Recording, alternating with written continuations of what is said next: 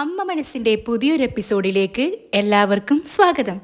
എപ്പിസോഡുകൾ ഏറ്റവും വേഗത്തിൽ ഏറ്റവും ആദ്യം അറിയാൻ വേണ്ടി ഈ ചാനൽ സബ്സ്ക്രൈബ് ചെയ്യണേ. അപ്പോൾ അവസാനം കാണിച്ചത് സിദ്ധു പോയ ശേഷം വാശി പിടിച്ച് കരയുന്ന മലരുമോളെയാണ്. ചന്ദ്രികയോട് അവൾ സിദ്ധുവിനെ വിളിച്ചു കൊടുക്കാനും സംസാരിക്കണം എന്നൊക്കെ പറയുന്നു. അതിനുശേഷം സിദ്ധുവിനെ ഫോണിൽ കിട്ടുന്നില്ലെന്ന് കണ്ടപ്പോൾ സിദ്ധുവിനെ എനിക്ക് കാണുക തന്നെ ചെയ്യണമെന്ന് പറഞ്ഞ് വാശി പിടിച്ച് കരയാണ്. ഒരുപാട് വാശി പിടിച്ച് കരഞ്ഞ ശേഷം അവൾക്ക് ഒരു അപസ്മാരത്തിൻ്റെ ലക്ഷണം പോലെ വന്ന് അവൾ കുഴഞ്ഞ് താഴേക്ക് വീണു. ഇത് കണ്ട് ഞെട്ടിവിറച്ച് ചന്ദ്രിക മഹേന്ദ്രൻ സാറിനെ വിളിക്കാൻ വേണ്ടി വീട്ടിലേക്ക് ഓടിപ്പോയി. അവൾ ഓടി മഹേന്ദ്രൻ സാറിൻ്റെ ലക്ഷ്മി അമ്മയുടെ അടുത്തെത്തിയിട്ട് പറഞ്ഞു, അമ്മേ സാറേ മലറിന് വയ്യ, ഒന്ന് വരുമോ? അപ്പോൾ ലക്ഷ്മി ചോദിക്കുന്നു, എന്താ മോളെ, എന്ത് പറ്റി? അത് ഇന്നലെ മുതൽ മലറിന് പനിയായിരുന്നു അമ്മേ, ഇന്നിപ്പോൾ നോക്കുമ്പോൾ എണീക്കുന്നില്ല. അത് കേട്ട് മഹേന്ദ്രൻ സാറും ലക്ഷ്മി അമ്മയും അവളുടെ കൂടെ ഓടി. എയർപോർട്ടിലാണെങ്കിൽ സിദ്ധുവിനോട് ഫോൺ വാങ്ങി സംസാരിച്ച ആ ചേച്ചി കോളൊക്കെ കഴിഞ്ഞ് സിദ്ധുവിന് ഫോൺ തിരിച്ചു കൊടുക്കുകയാണ്. ഇതാ മോനെ ഫോണ്, ഒരുപാട് നന്ദിയുണ്ട്. അവൻ ഫോൺ അവിടെ വാങ്ങി വെച്ചു. ഇപ്പുറത്ത് മഹേന്ദ്രൻ സാറും ലക്ഷ്മി അമ്മയും ചന്ദ്രികയും ഓടി വന്ന് മലയറിൻ്റെ അടുത്തേക്ക് വന്നു. അവരെല്ലാവരും മലയറിനെ വിളിച്ചു നോക്കി, എന്നിട്ടും അവൾ എണീക്കുന്നില്ല. ചന്ദ്രിക അപ്പോൾ പറഞ്ഞു, എൻ്റെ മോള് എന്താ ചെയ്യാന്നറിയില്ല, അവൾ എണീക്കുന്നില്ലല്ലോ അമ്മേ, എന്താ സംഭവിച്ചെന്ന് അറിയില്ലല്ലോ ഈശ്വര. അപ്പോൾ മഹേന്ദ്രൻ സാറ് പറഞ്ഞു, ചന്ദ്രിക മോള് ഭയപ്പെടല്ലേ, ഞാൻ ഡോക്ടറെ വിളിക്കട്ടെ. ലക്ഷ്മി അമ്മ കുറേ ശ്രമിച്ചു നോക്കി, മലരെ മോളെ എന്നെ ഒന്ന് നോക്കുമോളെ, പക്ഷെ അവൾ എണീക്കുന്നേയില്ല. മഹേന്ദ്രൻ സാറാകട്ടെ ഏതോ ഒരു ഡോക്ടറെ ഫോണിൽ വിളിച്ചു. എന്നിട്ട് പറഞ്ഞു, ഡോക്ടർ പെട്ടെന്ന് ഇവിടുത്തെ മോൾക്ക് അസുഖം വന്ന്, എന്താണെന്നറിയില്ല, എഴുന്നേക്കുന്നില്ല, ഒന്ന് പെട്ടെന്നൊന്ന് ഇങ്ങോട്ട് വരാൻ പറ്റുമോ ഡോക്ടർ പ്ലീസ്?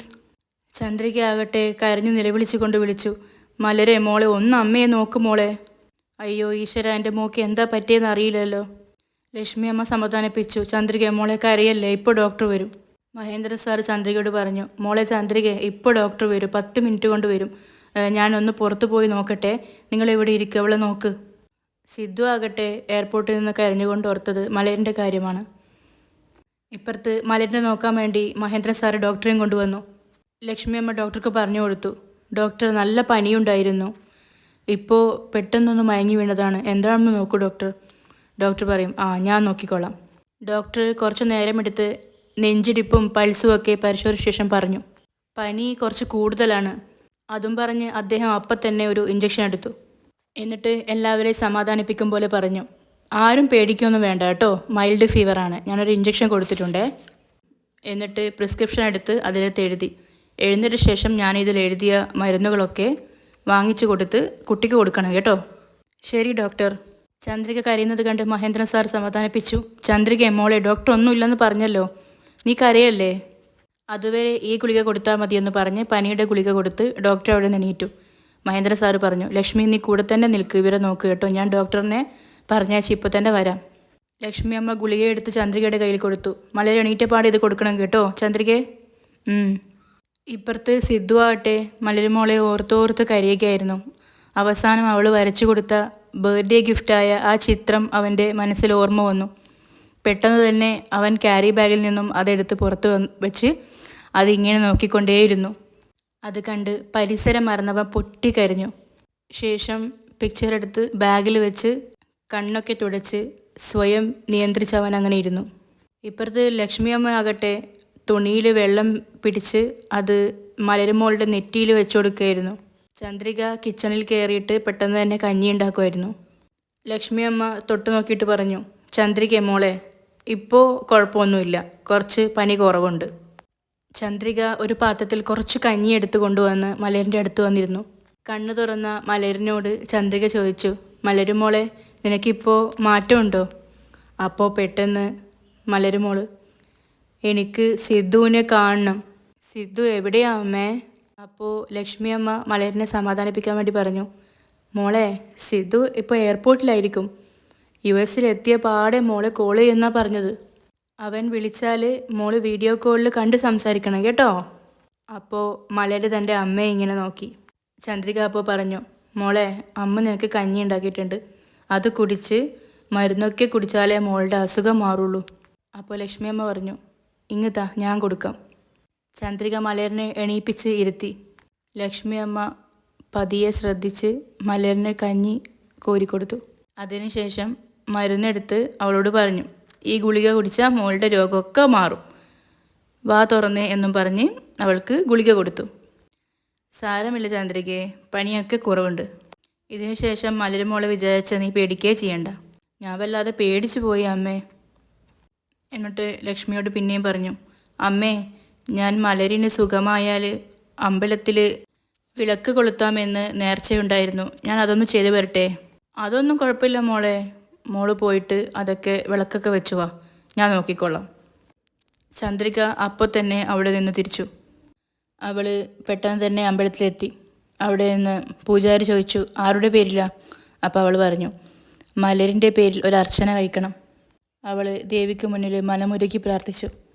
അർച്ചനയും കൊണ്ട് പൂജാരി വന്നു.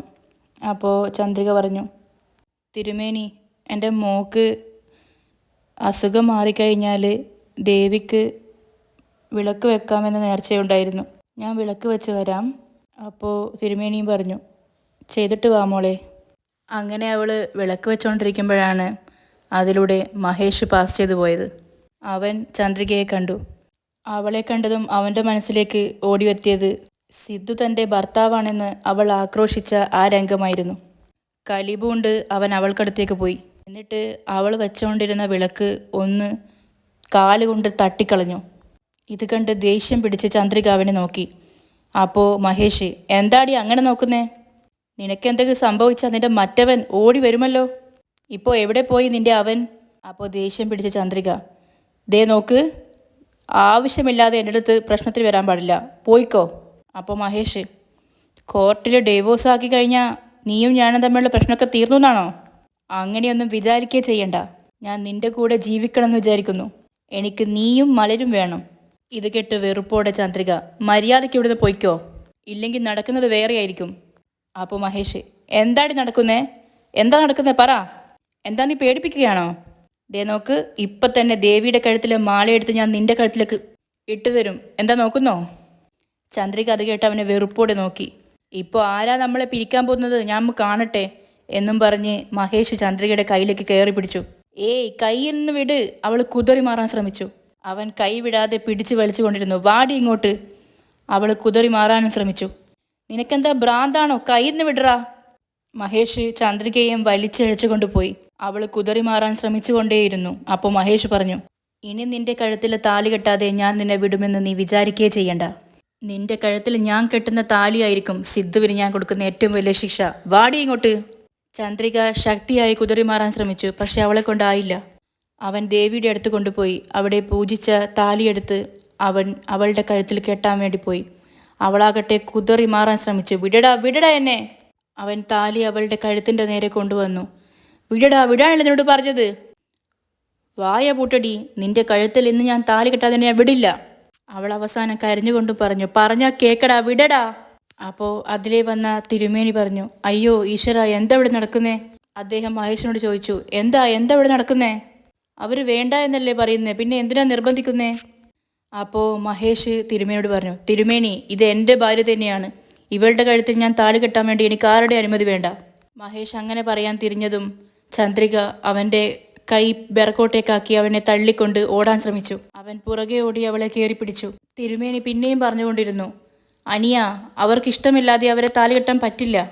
പറഞ്ഞാൽ അനുസരിക്കൂ. അതൊന്നും മഹേഷ് വകവയ്ക്കുന്നുണ്ടായിരുന്നില്ല. ചന്ദ്രികയെ ഉപദ്രവിക്കുന്നത് കണ്ട് തിരുമേനി മഹേഷിനെ പിടിച്ചു വലിക്കാൻ ശ്രമിച്ചു. അപ്പോൾ മഹേഷ് തിരുമേനിയെ ഒറ്റ തള്ളു. തിരുമേനി പോയി തറയിലേക്ക് വീണു. തിരുമേനി അപ്പോൾ പറഞ്ഞു, ദുഷ്ട, ഇങ്ങനെ ക്രൂരത കാണിക്കല്ലേ, ദേവി നിന്നെ ശിക്ഷിക്കാതെ വിടില്ല. ചന്ദ്രിക അവനെ തള്ളി മാറ്റി ഓടിക്കളഞ്ഞു. അവൾ ഓടുമ്പോൾ കാട് തെന്നി അവിടെ വീണു. അപ്പോൾ മഹേഷ് പരിഹസിച്ചുകൊണ്ട് അവളുടെ അടുത്തേക്ക് വന്നു, താലി അവളുടെ കഴുത്തിലേക്ക് കെട്ടാൻ വേണ്ടി. അപ്പോൾ പിന്നെയും ചന്ദ്രിക പറഞ്ഞു, വേണ്ട, പറഞ്ഞാ കേക്കൂ, വേണ്ട. ഏയ് മിണ്ടാതിരിക്കടി എന്ന് പറഞ്ഞ് അവൻ കെട്ടാനും. ദയവ് ചെയ്തെന്നെ വിട്. നീ കെട്ടുന്ന താലി സ്വീകരിക്കാൻ ഞാൻ തയ്യാറല്ല. എന്തുകൊണ്ടെന്നാൽ എൻ്റെ മനസ്സിൽ മുഴുവൻ സിദ്ധാർത്ഥ് സാറാണ്. അത് കേട്ട് മഹേഷ് ഞെട്ടിപ്പോയി. കരഞ്ഞുകൊണ്ട് ചന്ദ്രിക പിന്നെയും പറഞ്ഞു, അവർ മാത്രമേ എൻ്റെ മനസ്സിലുള്ളൂ. അതും പറഞ്ഞ് അവൾ ഏങ്ങലടിച്ച് കരഞ്ഞുകൊണ്ടിരുന്നു. മഹേഷ് അപ്പോൾ ഞെട്ടിപ്പോയി. അവൻ ഓ നിന്റെ സിദ്ധു സാർ എന്നും പറഞ്ഞ് അവൻ പിന്നെയും അവളുടെ കഴുത്തിൽ താലി കെട്ടാൻ നോക്കുമ്പോൾ അവൻ തള്ളിയിട്ട ആ തിരുമേനി ഒരുപാട് നാട്ടുകാരെയും കൂട്ടി അങ്ങോട്ടേക്ക് വന്നു. അവനെ പിടിച്ചു വലിച്ചുകൊണ്ട് പോയി. അപ്പോൾ ആ സമയം ചന്ദ്രിക പിന്നെയും ഏങ്ങലടിച്ച് അവിടെ ഇരുന്ന് കരഞ്ഞു. അപ്പോൾ തിരുമേനി പറഞ്ഞു, മോള് വിഷമിക്കണ്ട, അവനെ പോലീസിനെ കൊണ്ട് പിടിപ്പിക്കും, മോള് ധൈര്യമായി വീട്ടിലേക്ക് പോയിക്കോ. അപ്പോഴും ചന്ദ്രികയുടെ മനസ്സിൽ വന്നത് മഹേഷ് താലി കെട്ടാൻ നേരത്ത് അവൾ പറഞ്ഞ വാക്കാണ്. എൻ്റെ മനസ്സിൽ സിദ്ധു സാറ് മാത്രമേ ഉള്ളൂ. അതും ഓർത്തുകൊണ്ട് അവൾ യാന്ത്രികമായി നടന്നു. അപ്പോൾ ഇന്നത്തെ എപ്പിസോഡ് ഇവിടെ അവസാനിക്കുകയാണ്. അടുത്ത ഭാഗം കുറച്ച് നോക്കാം. ചന്ദ്രിക ഒരു കത്തെടുത്ത് വായിക്കുകയാണ്. സിദ്ധു മലരിന് വേണ്ടി എഴുതി വെച്ച കത്തായിരുന്നു അത്. മലരെ മോളെ, ഞാൻ നിങ്ങളെ എല്ലാവരും വിട്ട് അമേരിക്കയിലേക്ക് പോവുകയാണ്. തിരികെ വരുമോ എന്നൊന്നും എനിക്കറിയില്ല. അതുകൊണ്ട് എൻ്റെ ആഗ്രഹം നീ നിറവേറ്റി തരണം. നിന്റെ അമ്മ ആഗ്രഹിച്ച പോലെ നീ നല്ലവണ്ണം പഠിച്ച് ഒരു കളക്ടറാവണം. നീ നിന്റെ അമ്മയെ നല്ലോണം നോക്കണം. നിനക്ക് എന്ത് വേണമെന്ന് തോന്നുമ്പോഴും എന്നെ ഫോൺ ചെയ്ത് ചോദിക്കൂ, അത് ഞാൻ തീർച്ചയായും വാങ്ങിത്തരും. അവൾ ആ കത്ത് കെട്ടിപ്പിടിച്ചുകൊണ്ട് പറഞ്ഞു, ഞാൻ തോറ്റുപോയി സാർ. ശേഷം കാണിക്കുന്നത് അവൾ സ്കൂട്ടിയിൽ വേഗത്തിൽ ഓടിച്ചു പോകുന്നതാണ്. പിന്നെ കാണിക്കുന്നത് സിദ്ധുവിനെയാണ്.